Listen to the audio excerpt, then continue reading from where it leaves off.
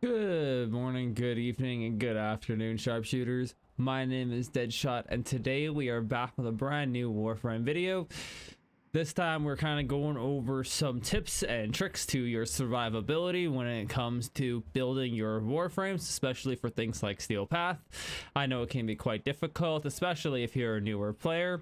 So I'm going to give you kind of the 6 secrets that I use to survivability in this game, and ways that I like to utilize them in different frames that are good for utilizing different things, because not every warframe needs to be treated the same way. Different ones have different abilities to bolster their own survivability, tankiness, movement, these kinds of things. So today we're going to take a real brief look at shield tanking and damage reduction and how they kind of go hand in hand, as when it comes to most warframe builds, our health is very low, and it's usually not something a lot of people mod off of unless there's some other benefit to it.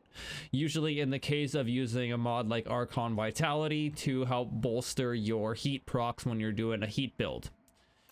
So real quick, we're kind of jump into it.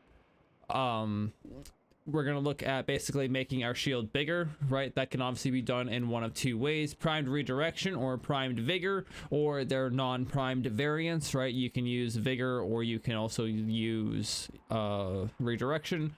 Not a big deal. It's obviously a lower bonus, but still going to be a shield bonus nonetheless.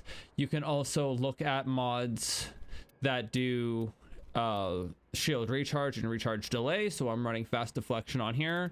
You can also run augur accord, you can run augur reach, you can run vigilante vigor. What else do we got going on here? Catalyzing shields is for shield gating. That'll be its own video.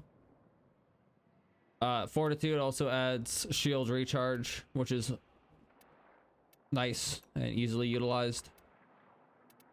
Aside from that, we've also got mods like arcane expertise, so if you really wanted that extra boost to shield capacity, this is a really wonderful way to go about it, especially for Hildren, as she doesn't need energy and her shields are her energy, so using arcane expertise is kind of a no-brainer here. You can also use arcane aegis. This one is really good when it comes to being a shield tank.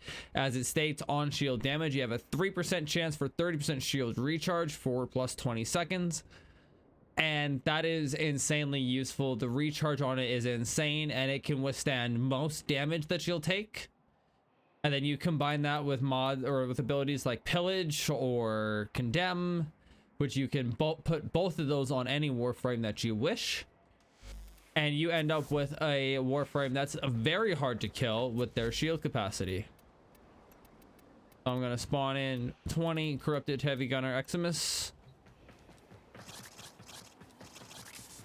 and their AI is paused, so we're gonna unpause it real quick and just kind of show you what that's like. Now, your shield has a natural 50% damage reduction to it. I don't have any shields to cast anything with, which is not fun. But you can cast pillage, keep yourself alive long enough for that to recharge, and then you can keep doing that over and over and over again, and it'll keep your shields alive. Arcane Aegis can proc over and over again, so that's not an issue. The only thing that you would have to worry about in this state would be toxic procs, and at that point you could then turn around and use pretty much anything that you wish. You can bolster your health, although I wouldn't recommend it. You can use adaptation, which would be the mod that I would recommend, or you can just try and keep them away from your health. Or you can use a status cleanser. Status cleansers are always nice to use, so you can use rolling guard. If you want to use a subsume swap, you can use molts. That's another status cleanser. I think there's also a couple other abilities that you can use as well that you can subsume on that will status cleanse. That will also help keep those toxic procs off of you and keep you alive. You can also utilize one of the arcanes. I can't remember its exact name right now. Resistance, there it is.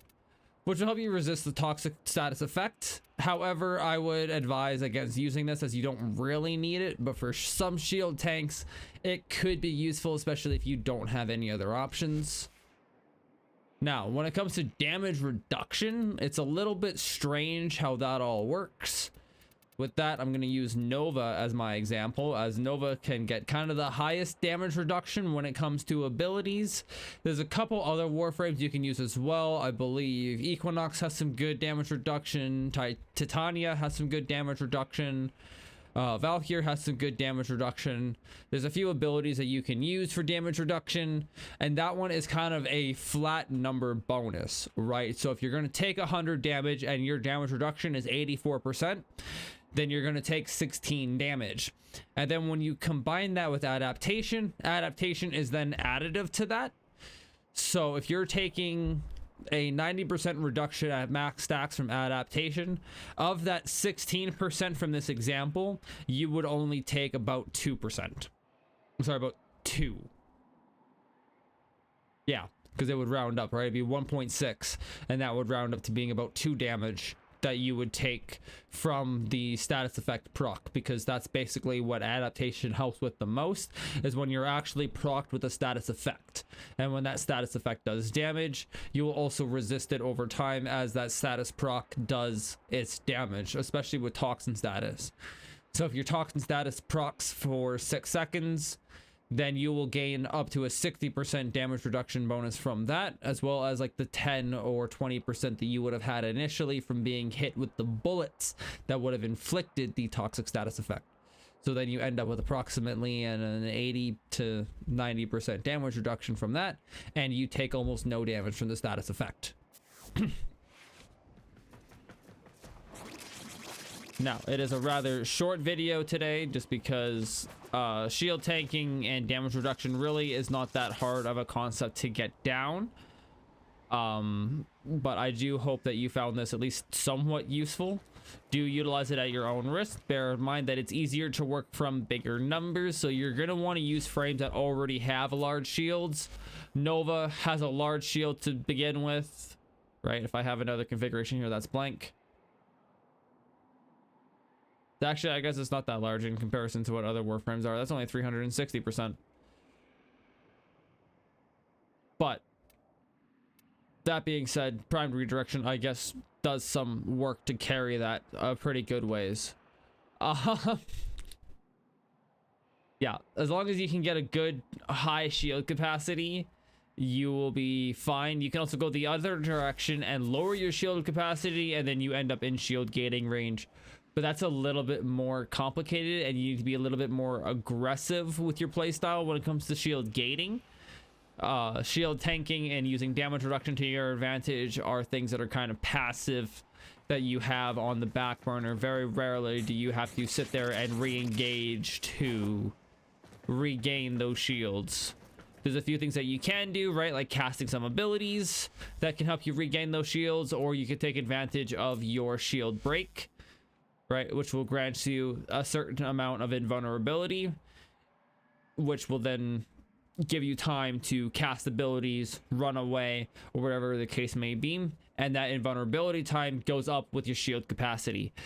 So it can be quite useful from that sentence.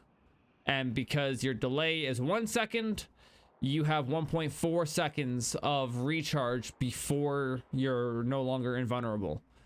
So that gives you lots of time to run away, gives you a little bit of shield capacity. If you have things like Brief Respite and the Augur set, where you're trying to gain as much energy, trying to gain as much shields from using up energy as possible, then you'll do even better, and you have a better chance of regenerating your entire shield before that invulnerability frames goes away. And that's effectively what you're doing with shield gating.